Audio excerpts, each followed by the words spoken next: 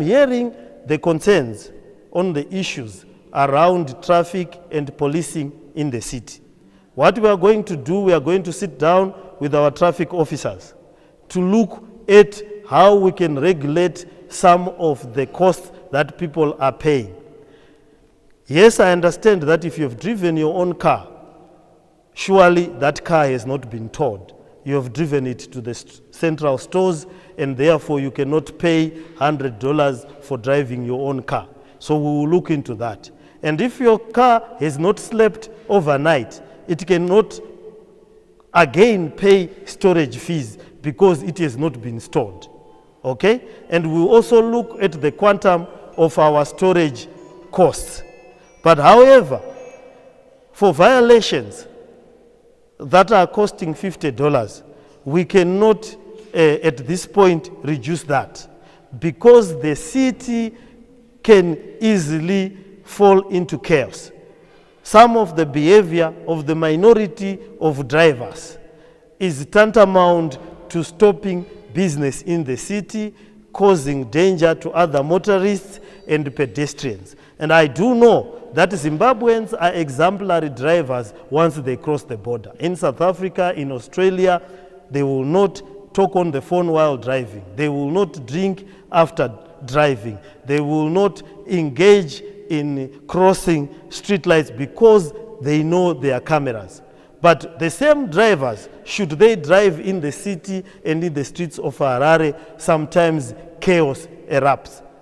I'm getting representations from commuter omnibus owners. They want to start driving again in the streets of Harare, but they cannot self-regulate. People are failing to self-regulate in terms of traffic laws. They are dropping off people wherever they wish, however they wish, at any point, at any time. So we need to assist each other to be able to regulate the behavior of ourselves in the streets. As the council and as the mayor, we are going to look at some of the issues that have been raised, and by Monday we will issue an announcement on the things that we will be able to do. But what we need to emphasize is that managing a city is a cooperative effort. It is not our desire to use force to manage a city. What we want to do is to have people regulate and self-regulate themselves.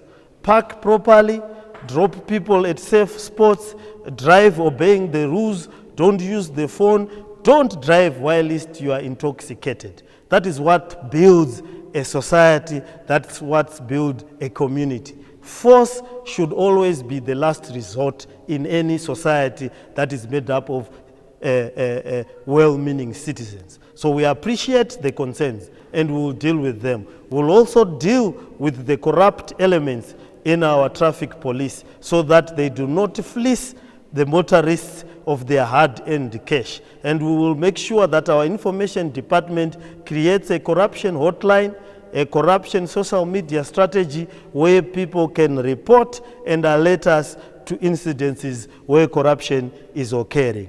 But we must try to adhere to the rules of the road and the traffic. It's now taking 40 minutes to cross Harare. At some times when it rains and at peak hours, one can spend an hour sitting in their car. We are also going to increase our traffic police so that we man the traffic lights when there's no electricity or when they are malfunctioning.